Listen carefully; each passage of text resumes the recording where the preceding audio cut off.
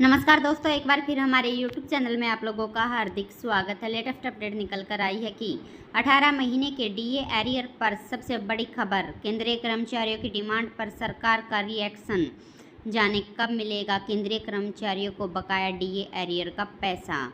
तो दोस्तों, हम आपको सब डिटेल में बताएंगे कि जो 18 महीने के डीए एरियर पर जो सबसे बड़ी खबर निकल कर आ रही है वो क्या है। केंद्रीय कर्मचारियों को बकाया डीए एरियर मिलेगा या नहीं मिलेगा, सरकार का इसको लेकर क्या रिएक्शन है।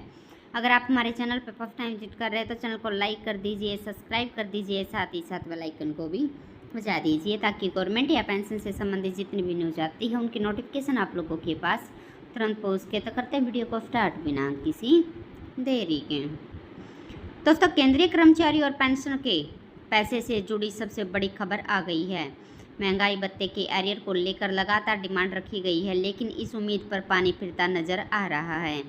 1.5 साल के एरियर को लेकर सरकार ने साफ कह दिया है कि एरियर देने पर सरकार कोई विचार नहीं कर रही। केंद्र सरकार ने कहा है कि 1.5 साल की अवधि के लिए किसी तरह का बकाया पेमेंट करने का कोई विचार नहीं है। जनवरी 2020 से 30 जून 2021 तक एरियर का भुगतान नहीं किया जाएगा। सरकार की तरफ से आए इस बयान से केंद्रीय कर्मचारियों को बड़ा झटका लगा है। हालांकि यूनियन का अब भी मानना है कि वह सरकार से इस पर नेगोशिएट कर रही है। दोस्तों, वित्त मंत्री सीतारमण ने भी पिछले साल अपने बयान में कहा था कि महंगाई भत्ता और महंगाई राहत को साल 2020 में कोरोना वायरस की बढ़ती दिक्कतों को देखते हुए रोका गया था। कोविड-19 के चलते यह फैसला लिया गया था क्योंकि इससे सरकारी वित्तीय संसाधनों पर कम दबाव पड़े।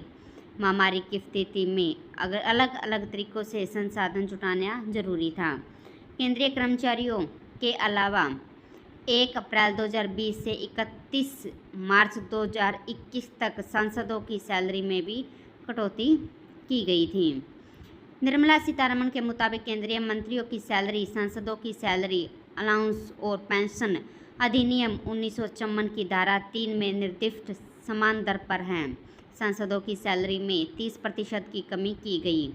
मंत्रियों की सैलरी में भी 30% कटौती हुई। हालांकि केंद्रीय कर्मचारी की सैलरी में किसी तरह की कटौती नहीं हुई, न ही डीए में कटौती हुई। पूरी साल उनकी सैलरी और डीए का भुगतान हुआ।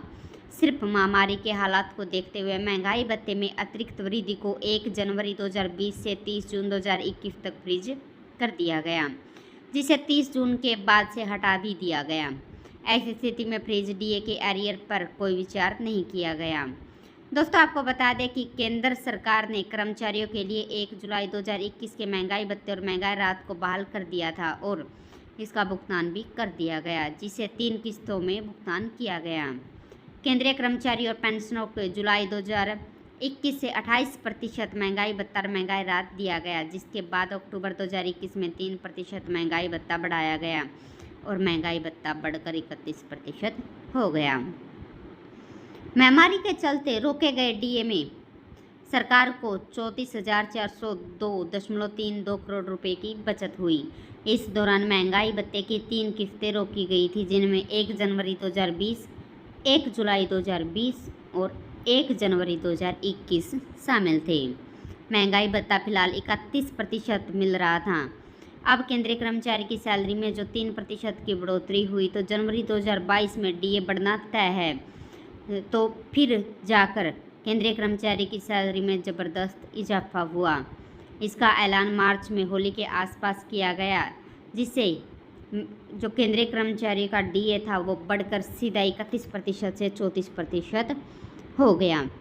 अब सरकार ने साफ मना कर दिया है कि जो 18 महीने का डीए एरियर है वो केंद्रीय कर्मचारियों को नहीं दिया जाएगा। अब जुलाई 2023 में फिर से 4% डीए बढ़ोतरी होने की पूरी संभावना जताई जा रही है।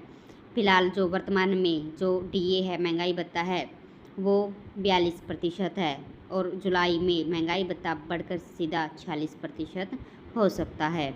तो दोस्तों, आज के लिए इतना ही। मिलते हैं नेक्स्ट वीडियो में, तब तक के लिए जय हिंद, जय भारत।